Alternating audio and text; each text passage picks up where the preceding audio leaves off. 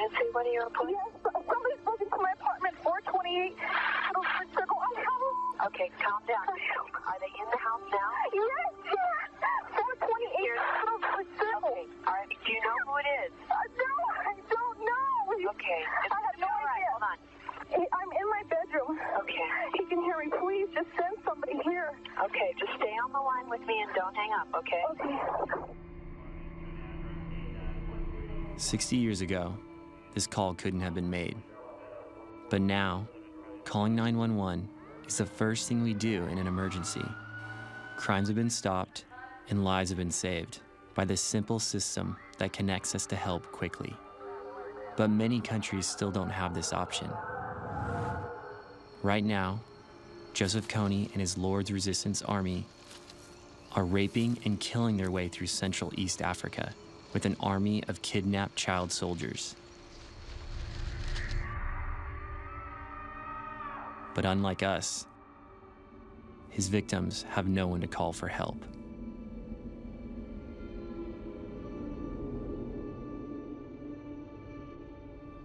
You know, when they asked me to speak to you guys, it's kind of funny because when I dropped out at 19, I thought I knew everything. And clearly, I still think I know everything or I wouldn't be up here talking to you guys tonight. My friend Jason and Bobby asked me to go to Africa with them, and it ruined my life. But it ruined it in the best way possible. My name is Laren Poole. My parents were bummed I was going to a war zone at 19 years old. Africa? I don't know anything about it, really. What I found there completely took over my life. I was studying something I thought could make the most money. Quit school to come back and pursue this. But I do not regret where my life has taken me. We found really true happiness is helping other people. Everything I was taught to want became infinitely smaller and less important. Kids I met over there fueled that purpose and that passion to keep pushing forward to stop the war. I was 19, and like any other 19-year-old, making some pretty poor decisions with my life, especially when it came to fashion, haircuts, and destroying public property. But my two friends, Bobby and Jason, asked me to go on a trip outside the country. I didn't know anything about Africa. We ended up in a small East African country called Uganda. But this isn't a story about some Americans going in to fix Africa's problems. This is a story about what you can gain by losing everything, and how it all started when I met a boy named Tony.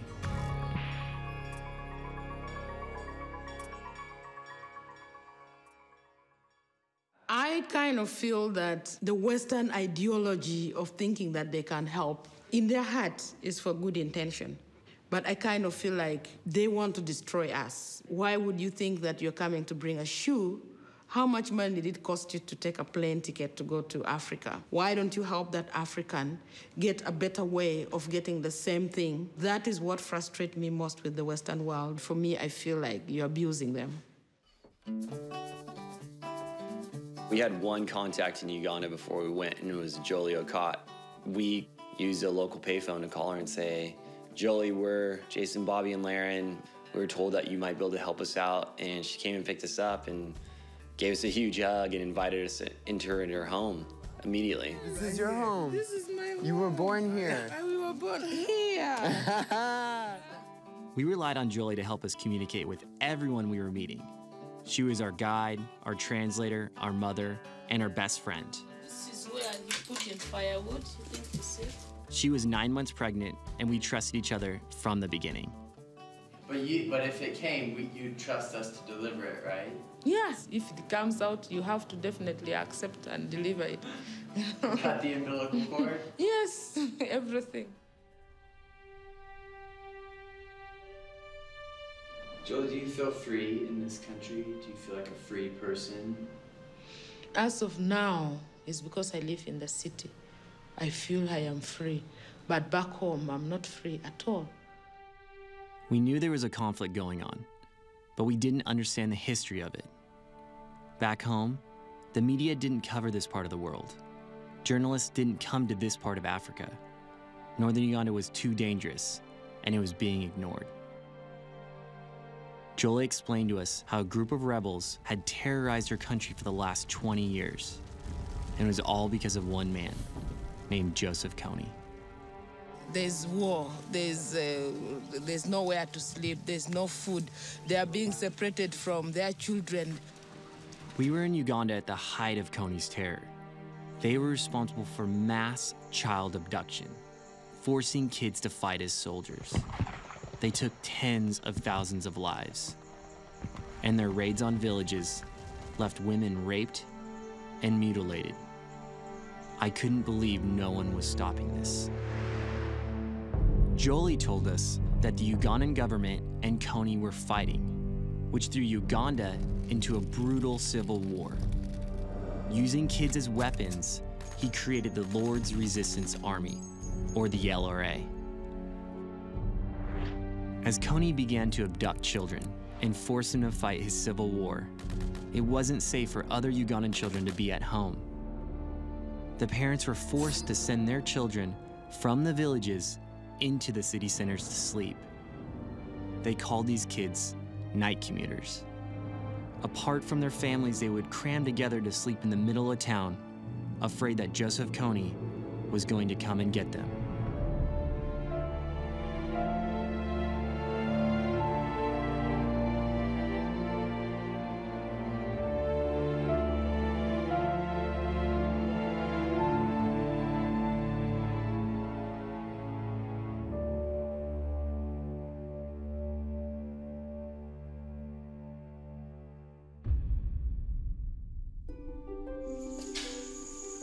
That one? Yeah. You got it? Just grab it. Grab it by its feathers. I'm assuming when you mean feathers, you mean the giant wings that this ant has. We have 30,000 shillings left, which is equivalent to $15 US. It's my birthday. Happy birthday to me. Chew. It's not that bad. Chew. I turned 20 when I was in Uganda. It was my birthday and we were broke. The night commuters were eating these bugs they called white ants. They were catching them out of the air like it was a game. And I was trying to catch my own when I heard a boy say, "What's up?" No Ugandans talked like this, and it really caught me off guard. And that's when we started to spend a lot of time with a boy named Tony. The kid was hilarious because he had a handmade slingshot, and he would talk about rappers, Jarun, Master P, Asha, the American celebrity girls that he wanted to date. Jennifer Lopez. So let's pretend this camera was a girl. What would you say to her? If this one is a girl, I will give her a kiss. I'll say to her that I love her big time. My friend, I love her. He was like Tom Sawyer, and he rolled with like a gang. You would like find a radio, and they'd sit around and listen to rap music. He had this like wit and charisma, but also behind all that, like really did persevere through an incredibly hard time growing up in a war zone.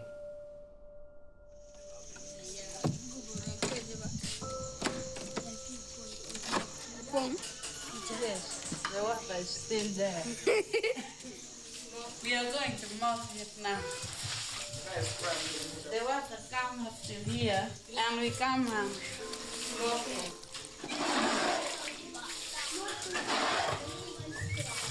And how many days a week does it rain? 4 days. 4 days a week. Yes.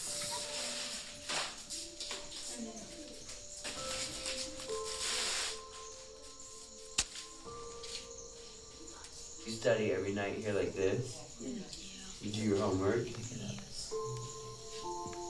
Is this like your home?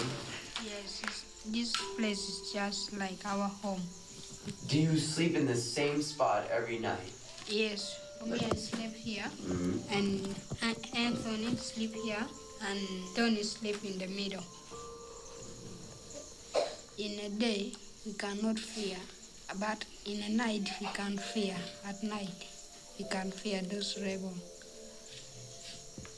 You all want to go to the USA? Yes, we want. Tell me why. I would like to see to pack those of to pack in my own eyes. I will tell them that these are all my homies. Do you think if you go there, you cannot forget about us? You have a tape. After 1 month, you can watch and remember about us very well.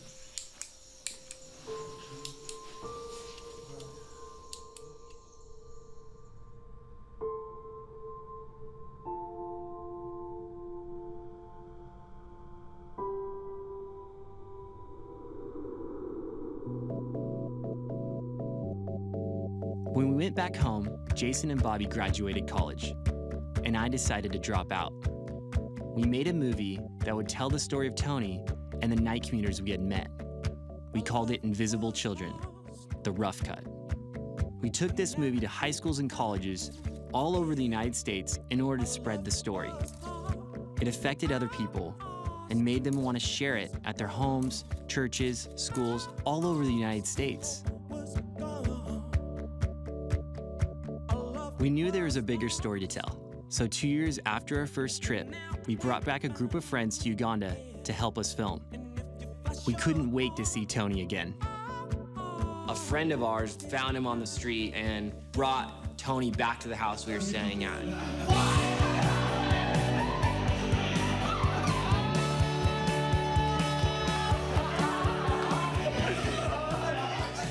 Tony had brought in a friend with him named Johnson, who they both had the same story. They were friends, they didn't have any place to stay, they were going to school together, but they needed a place to crash, and they asked us if they could crash our house, and we said, yeah, definitely. Why are you laughing so hard? I've seen you have pink ones too. You have Why do you have pink names. pink nails? Look, no, don't try to change the subject. You tell me why you have pink nails. Man, I gotta be fresh and I gotta be ill. Relocate from the jungle where it's killer be kill. And I'ma get mine, don't care how you feel. Man, I'm looking for the good life. Yeah. Something that you can't imagine, something you don't know. Man, I'm looking for the good life. Baby girl, I got a ticket. Do you wanna go? Man, I'm looking for the good life. Stop ramen. Love it like what? Like a fat kid who love cake. Girl, I got a ticket. Do you wanna go? And we can have a good night. My name is Tony Montana. I've just come to say hello to my little friend. What's up, thug? I'm not a thug, Bobby. You're calling me a thug. No, I was joking. Ha ha ha. Okay, easy. We hung out with Tony and Johnson every day, but we didn't know them as well as we thought. A police officer came up to us and said, are you guys the Invisible Children guys? Are you Jason, Bobby, and Laren? We said, yeah. They said, we've been looking for you. We have information that you have kidnapped a kid. And we said, what are you talking about? We have no idea. It was Johnson's parents who had sent out basically a search party for their son. So what happened? What happened? I don't know. The boy disappeared from school. Has Tony been ditching as well? Yes. You people, you have called, you have abducted him. Johnson and Tony were skipping school and not communicating with their parents, basically had gone missing for weeks on end. How can you keep a young boy like that here? And you know, he's schooling. Please, can we go time? When the police took us back to the station for interrogation of why we abducted these two kids, Johnson and Tony. This is a twist. This police commander was schooling me, like yelling at Jason and Bobby and I. You came from where? From US. In US, did you go to anywhere and you begin taking people's children where you want? In your country, is it like that? Do you think you are so rich to feed everybody here? No. You know, these are the things I want to tell you. Why should you be doing it? Just because we have a heart. Which heart? You mean other people don't have a heart? No, I'm not saying that. I'm just saying that my Then you should have to go to court and you pay fine. If they imprison you, they imprison you. 3 weeks without going to school. He's going to lose that school. You need to say sorry to the parents. If it does not excuse you, you go to court. Everything he was saying, I think it hurt so bad because it was true. I mean, I started to realize in America, you wouldn't just, you know, have an underage kid come and crash at your house. You would go and see if you could find their parents to get the backstory. But in a war zone, you just assume like these kids are telling us the truth.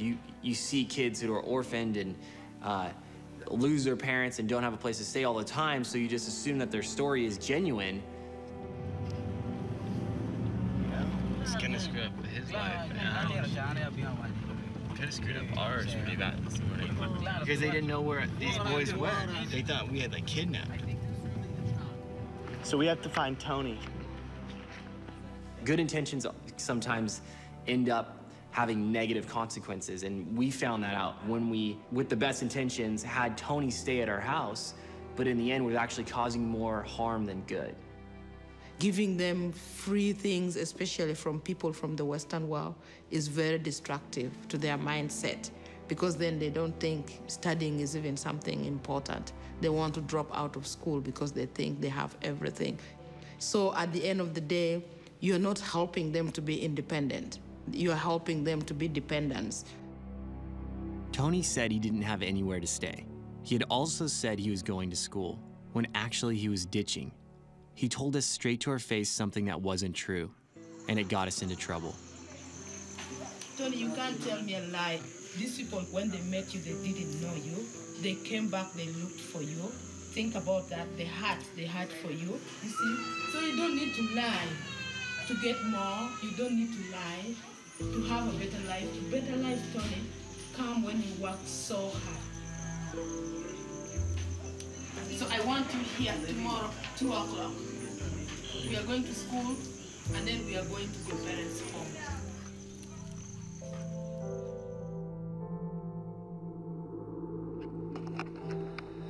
I almost went to jail today. I think American arrogance, or this pride in having the confidence in fixing a problem is what brought us here and has brought us so far along, but I wonder if it's worth it.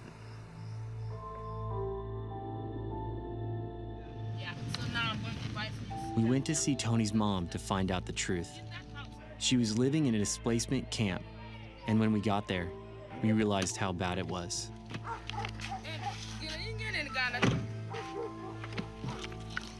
Tony, I do not see why you lied to us. Because she is weak now. She is HIV positive.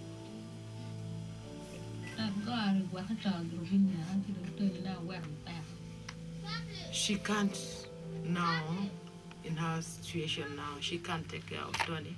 She thinks she's going to die anytime. Then she'll leave Tony into a big problem.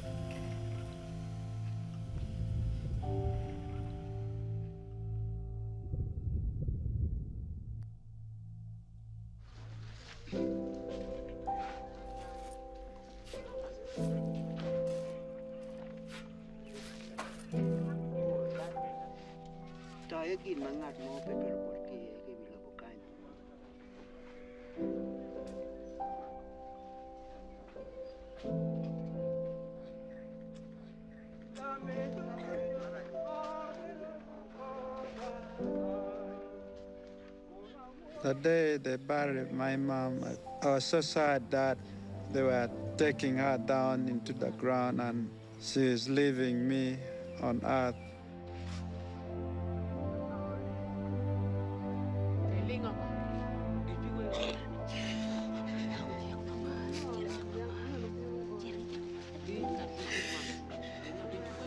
I felt like it was the end of my life too, because I knew her as my everything.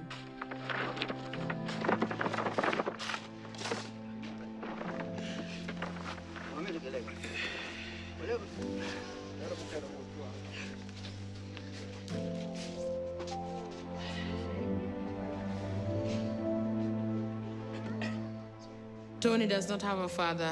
Tony does not have a mother now. He's a total orphan. Even though Tony had lied to me, I mean, his life was tough, and I could understand at least the reasons why he lied to me. You know, he didn't know if his mom was going to be around forever and who was going to take care of him.